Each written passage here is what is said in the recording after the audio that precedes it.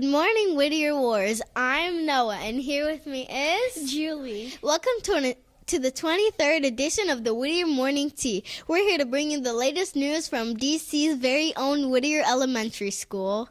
You're watching Channel 9 News, where we spill the tea, and the news is always Piping hot and real. And now for our breaking news story.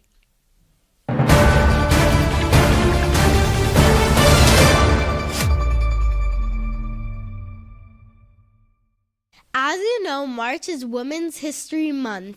Therefore, the Women's History Committee is shining a light on amazing women from the past and present. Today we will feature Amelia Earhart. Amelia Earhart was born July 24th, 1897 in Kansas. In 1920, at the age of 23, Earhart took her first plane ride. It was then that she wanted to learn how to fly. Saving enough money, she took flying lessons and became a pilot. In 1932, Earhart became the first woman to fly solo across the Atlantic. While attempting to be the first person to circumnavigate the Earth while around the equator, Amelia's plane ultimately disappeared in July 1937. Amelia Earhart was known as gracious, brave, and remarkably talented. She's an excellent example of a true trailblazer. I agree. Let's take a look at a quick video featuring the spectacular woman.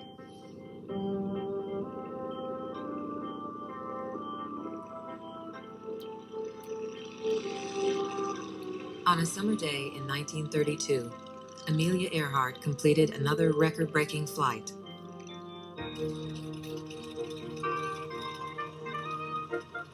A few weeks earlier, she had made history by being the first woman to fly solo across the Atlantic. Now she was a superstar, and her every move fascinated the public. Yesterday I hopped off from Los Angeles about noontime and landed in Newark this morning after a non-stop transcontinental trip. And what did you carry on the trip? You mean to eat? Yeah, to eat and drink. Well, I carried some water, of course, because my cockpit is very warm. And I carried a sandwich in case. I didn't eat it, though. I carried some hot chocolate and the old reliable tomato juice. What kind of a sandwich was it? Chicken sandwich. I have walked the streets with many famous people in my time, from Greta Garbo to Paul Newman to Eleanor Roosevelt. No one got the crowd that Amelia got. She was, I must say, it was beyond stardom. It was a strange continuum that she and Lindbergh occupied. They were like gods from outer space, and people would just stand and stare at her.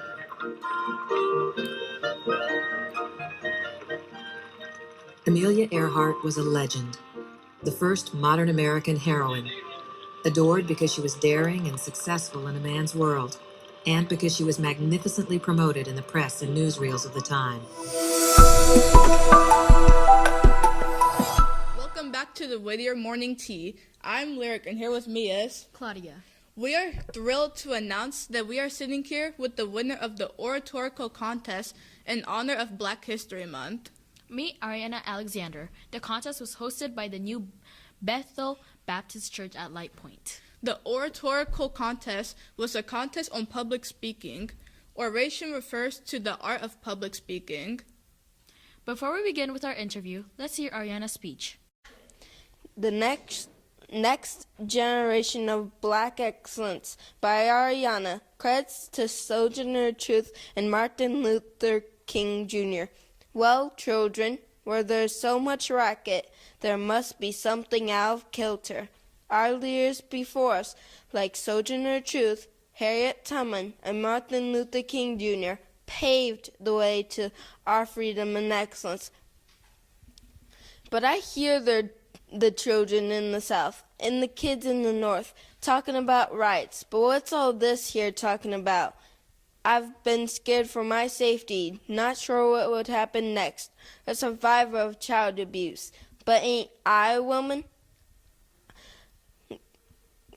Children are frightened at home and school, worried about being shot, targets of gun violence. And ain't I a woman? Girls and women's right being taken. Women shouldn't be told what to do with their bodies.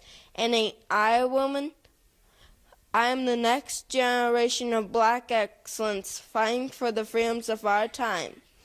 Like the leaders before me, I will do the work necessary to move a community forward. But bit by bit, day by day, night by night, I will always be a beautiful black girl letting my light shine in the darkness. After all, ain't I a woman? We've got some difficult days ahead, but it really doesn't matter with me now, because I've been to the mountaintop. I've seen the promised land. I may not get there with you, but I want you to know tonight that we as a people will get to the promised land. That was amazing. What was the speech about? The speech was about black history, including, I even made my own speech of what happened in real life, and I even included some details from Sojourner Truth and Martin Luther King Jr. Very interesting topic. How did you pick your speech? Well, I wrote the speech myself, and we kind of Googled up what the speech that Sojourner Truth and Martin Luther King gave so that I could add that into my speech. That's great. How did you prepare? I prepared by practicing in front of my mom, and once I got it down, she was very excited for me, and I had to practice over and over till I was ready. Great preparation. Were you nervous? Yes, it was a little nerve-wracking, just like a little, because there was like 300 people there, and I felt like shaking, but I did it, and I got on with my soul, and just kept going. That's great. What was the best part of the event? Well, the best part of the event was winning, because instead of getting $50, like they usually said, we got $75. That's great. That's great. We are so very proud of you. You did an amazing job representing Whittier. Thank you for joining us. You're welcome. Bye. That's all we have for today. Be sure to tune in next week for another edition of the Whittier Morning Tea. I'm Julie. And I'm Noah, signing off. Have a peaceful and productive day and do it the Whittier Warrior way. And remember, if trouble finds you, find the nearest adult. If trouble finds you, find the nearest adult. Thank you.